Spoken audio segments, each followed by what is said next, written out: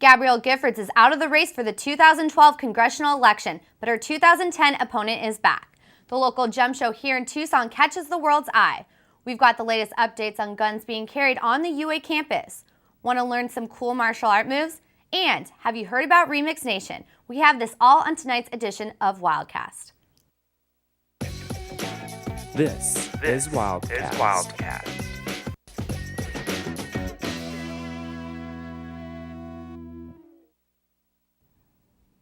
Good evening. Welcome back to another edition of Wildcast. I'm Marlena Hamilton. Lexi Suter has the night off. Jesse Kelly is back in the race for the District 8 chair. Wildcast reporter Charles Misera covered the Republicans' campaign kickoff and his official statement on running for Arizona's 8th district. A number of candidates are vying for the District 8 congressional seat, which is now vacant after the resignation of former Representative Gabrielle Giffords. Jesse Kelly, Giffords' opponent in the last election, formally announced his candidacy on Friday. I work for the family construction business. We do business all over the country. My wife and I are raising our two boys right here in southern Arizona, and like so many other families in southern Arizona, I have to pay my mortgage, put gas in my car, and put food on my kids' table. Kelly did not spend any time attacking opponents. Instead, he focused on some of his priorities, which include implementing a 10% flat income tax and strengthening the economy as a whole. The government should get all the money they need to do what they are constitutionally told to do. The United States government is there to protect us as American people. They need to foster a business-friendly environment. It is not business-friendly to take 50% of the taxpayers' money as the government does. Reporting from the campaign office of Jesse Kelly for Wildcast, I'm Charles Misra. For more on Jesse Kelly, you can check out his website at www.votejessekelly.com. Tucson's world-renowned gem show draws travelers from across the globe this year. The show is themed around Arizona's centennial year. Wildcast reporter Julian Ybarra goes on scene to find out more. The Tucson Gem, Mineral, and Fossil Showcase is the world's largest rock show with vendors from all around the world. The event is made up of over 40 exhibits spread across the greater Tucson metropolitan area. Jay Gehring is the proud owner of Village Originals and is located at the Kino Sports Complex Showcase. So the first show we did here was in 1973, and we've been doing it every year since. We started out with a little 10x10 booth, over by it used to be called the Discovery, over off of I-10 and I think 22nd Street.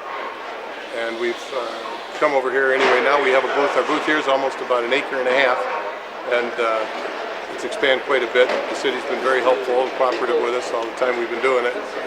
Our main business is amethyst, agate, jewelry, and petrified wood. We have probably the best selection in the city of all of those. Judy Morton is the owner of Judy's Crystals and Things from Mount Ida, Arkansas. She has been in business for over 20 years and has had an exhibit ever since. My husband started digging for enjoyment, relaxation, stress. He started digging just by hand, for enjoyment, and it turned into a business. Most people in this business, it all starts out as a hobby.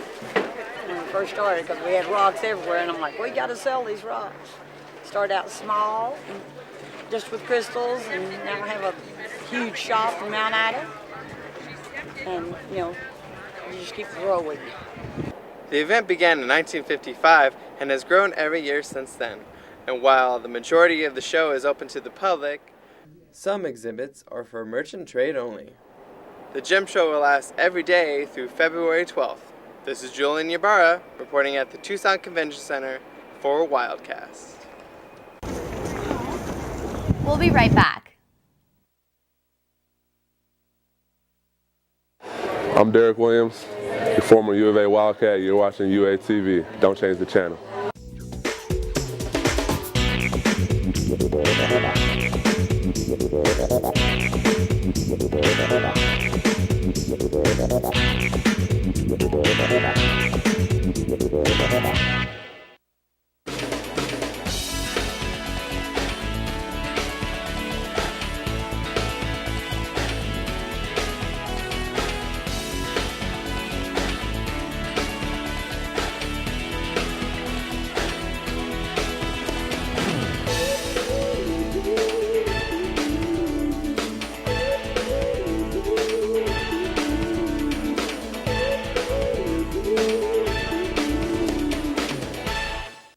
Welcome back, Wildcats.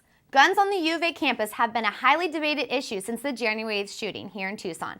Just recently, Senator Ron Gould reintroduced a bill to allow students and staff to carry a gun. Wildcast reporter Jackie Kent has more on this developing story. Arizona Senator Ron Gould is revamping his proposed bill to allow college staff and students to carry guns on college property.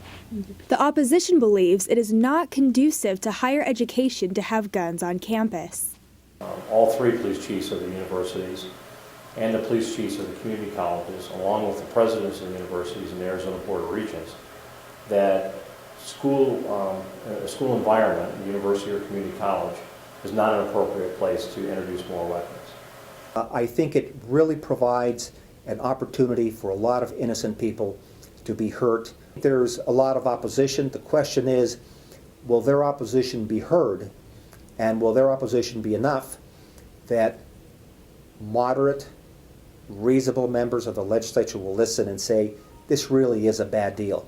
Over time, the legislature has altered the preparation requirements of what deems a person to be properly trained with a gun. It used to be a 2-day class. You had to fire a certain number of rounds. But now it has been, essentially that legislation has been gutted to the point that it allows all these other substitute things for training. And I think that's just a fallacy, that by virtue of that DD 214 form is deemed to be trained for the purpose of being a trained person who would now properly handle firearms. Governor Jan Brewer vetoed a similar bill proposed by Gould last April. Gould has made changes to the new proposed bill, including the fact that the gun holder must have concealed carry permits. The bill would also allow the university to decide which buildings and classrooms are to be weapon-free areas. Because the sponsors of the bill, the supporters of the bill, continue to advocate that these are trained people who can then intervene to either take care of themselves or take care of others. And that's just not the case. The pass or fail of Bill 1474 should be decided by April. I'm Jackie Kent, reporting from the University of Arizona campus for Wildcast. If this legislation passed, students would be able to carry concealed weapons at all Arizona universities and community colleges. Have you ever thought about trying Brazilian martial art for exercise or fun? Well, Capoeira may be right for you. Wildcast reporter Charles Mizera shows us this worldwide fun activity.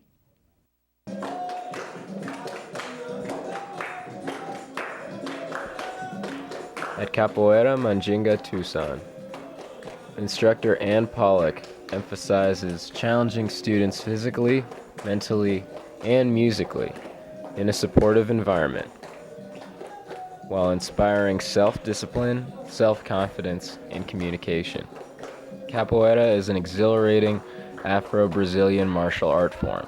Pollock stresses that capoeira is an art form that is so rich that you can never stop learning. It can also just be growing as a person and expanding their horizons and learning how to take on responsibilities and finding creativity within themselves. I found a lot in capoeira, not just physically. I used to be a very skinny person, very introverted. I was set to actually become a computer programmer. It wasn't until I started capoeira in my sophomore year of UA that I realized, I could have fun still while doing physical activity. Pollock says that even though capoeira can be challenging, it's a really fun challenge. And she has advice for people who are thinking about starting up. I think the most important thing is to just do it, because people think, oh God, I gotta get in shape. Your life will just pass you by. And if you have the thought inside your heart that you really want to try it, you just gotta step into the space and, and do it. Though it takes time to understand movements before you can execute them well, everyone can get something out of the exciting rush that capoeira provides. Reporting from Capoeira Mandinga, Tucson, for Wildcast, I'm Charles Mizera. Capoeira's motto is get strong, confident, and flexible in body and mind. The studio is located on 6th Street and 2nd Avenue, right across from Tucson High. The studio has classes for kids as young as 3 to adults as old as 80 years old. We'll be right back with Remix Nation, a music sensation.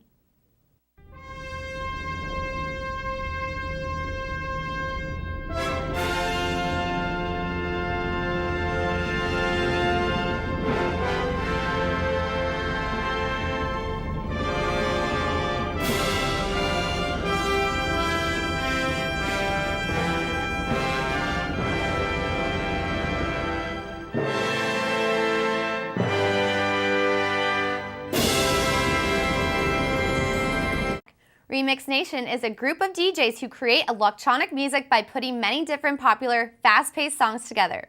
Remix Nation started right here on the UA campus and is often responsible for providing the music at local Tucson events.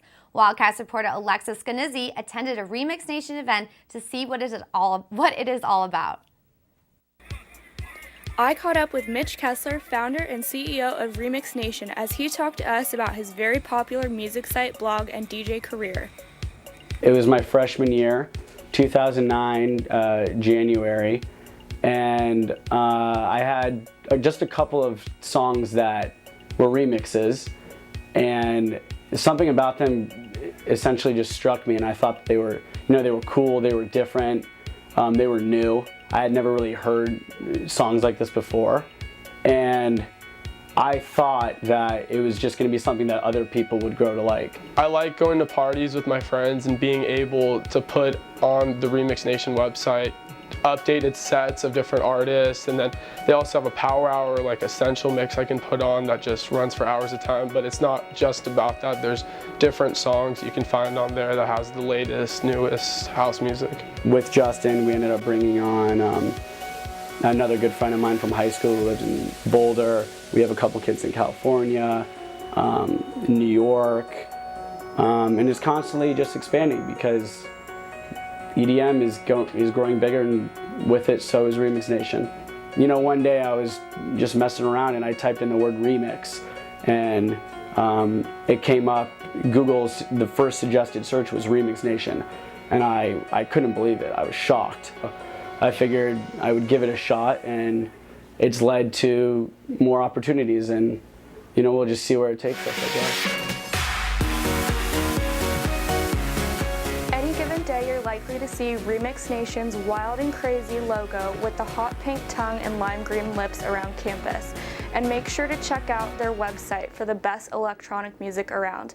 I'm Alexis Scanizzi reporting from the University of Arizona. This is Wildcast. You can submit music requests to Remix Nation through their website, www.remixnation.com, or check out their latest updates on their Facebook fan page. That is all we have for you tonight. You can watch us anytime online at uatv.arizona.edu. We will see you next week. I'm Marlena Hamilton. Enjoy the rest of your week, and we will see you back here next week for another edition of Wildcast.